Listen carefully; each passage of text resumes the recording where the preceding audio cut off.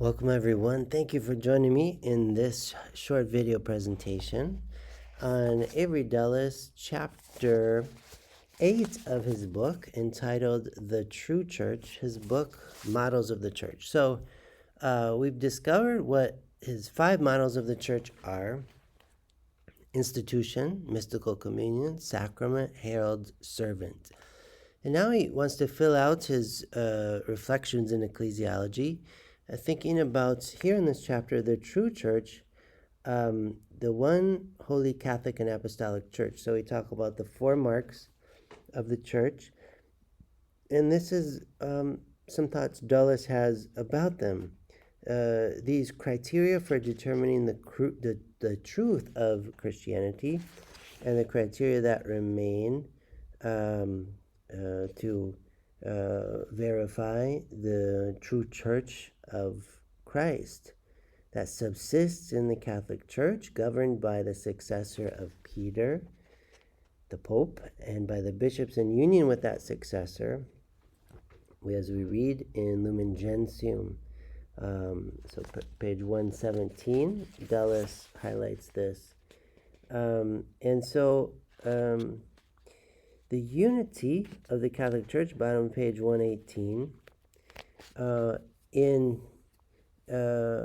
past times and still to this day, is understood as the subordination of all the faithful to one and the same spiritual jurisdiction and to one and the same teaching magisterium. And it involves obedience to the visible head of the church.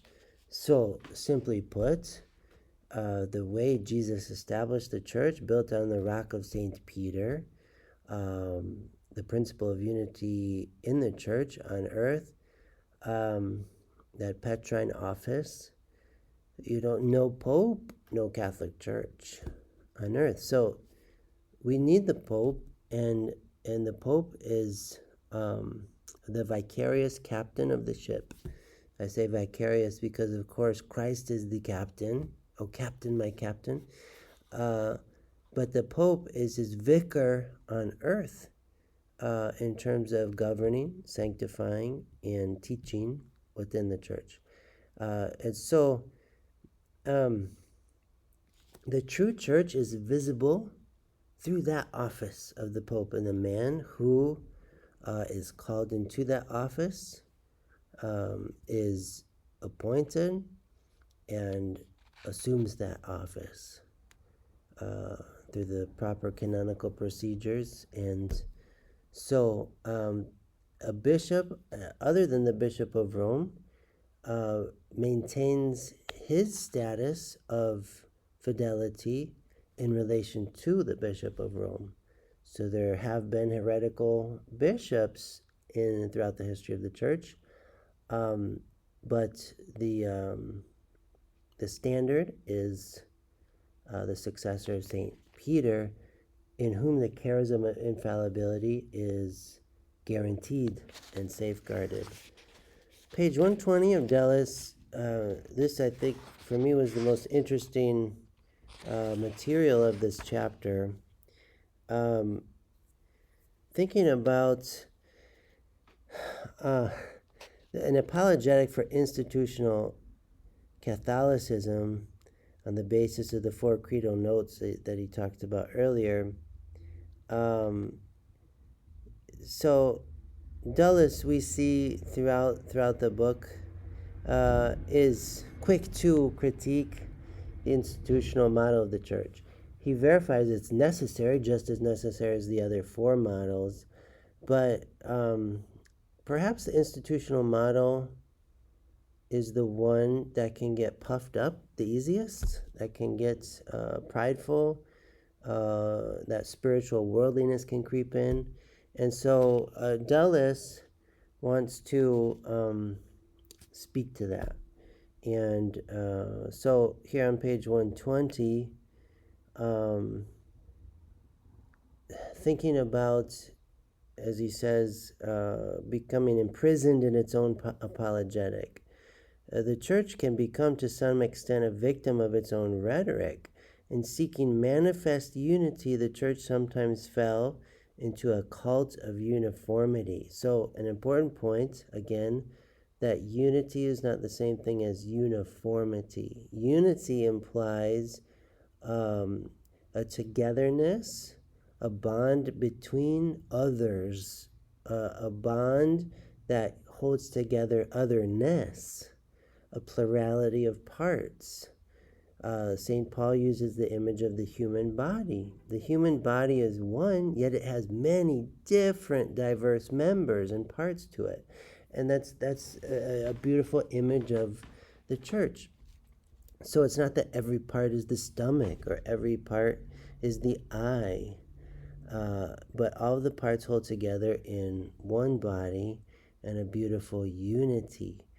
So we have to be careful not to confuse unity for strict uniformity in everything.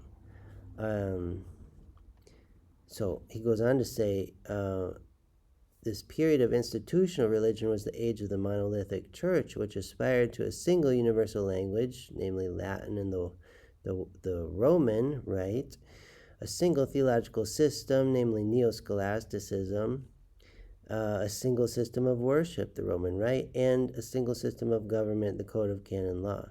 Instead of encouraging new and diversified forms of thought, life, and worship, Catholics of this period tended to pride themselves on their exact conformity to Roman prescriptions. The church at times fell into an irrational quest for sheer bigness, as though bigness could serve to authenticate the little flock.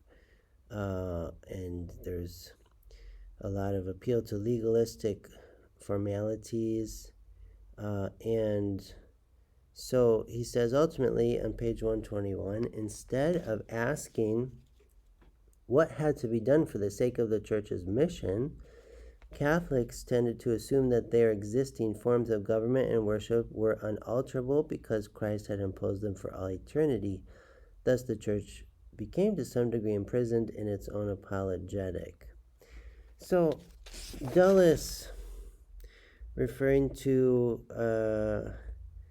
centuries past in the life of the church, and granted he's painting in very broad strokes here in order to work out a kind of polemic against what he sees to be a reductionistic ecclesiology, but a similar polemic could be aimed at any of those 5 models of the church, which he did in the first 5 chapters of the book, 6 chapters. But here, I think it's interesting what he's saying, and I think these general points are helpful to be on guard against various currents within the church that would qualify as sectarian, elitist, reductionistic, fundamentalistic, these kinds of things. So we also have to watch out for the opposite extreme, of course, relativism and such loose institutional structure that there begins to be a loss of order and cohesive organization within the church. So in any case, we can take his critique for what it's worth in this chapter, and be confident that the true church will remain herself over the course of time, and will remain, as we read on the bottom of page 126, one holy, Catholic, and apostolic. So this he's writing about the true church under the rubric of church as a community of proclamation, church as heralds, and thinking about the gospel itself. The gospel is one and holy. Being directed to all men, it is Catholic. And since it never can be changed into a different gospel, it remains apostolic. And the sacraments and ecclesiastical office in this model would be subordinated to the preaching of the gospel. But of course, it's only one of the 5 models itself. These are some things I highlighted in the chapter that stood out to me as interesting. And I think in studying ecclesiology, what I like to think about a lot is this way of challenging my own limited perception of things. And so I welcome those things that cause me not to be complacent, not to drift off into this fantasy land of the status quo. And so these lines of Dulles, I think, are helpful to challenge us as the church, as the people of God, to remain prophetic, to remain prudentially zealous disciples of Christ, and not to rest on our laurels. Always be moved toward this solicitude for the lost sheep.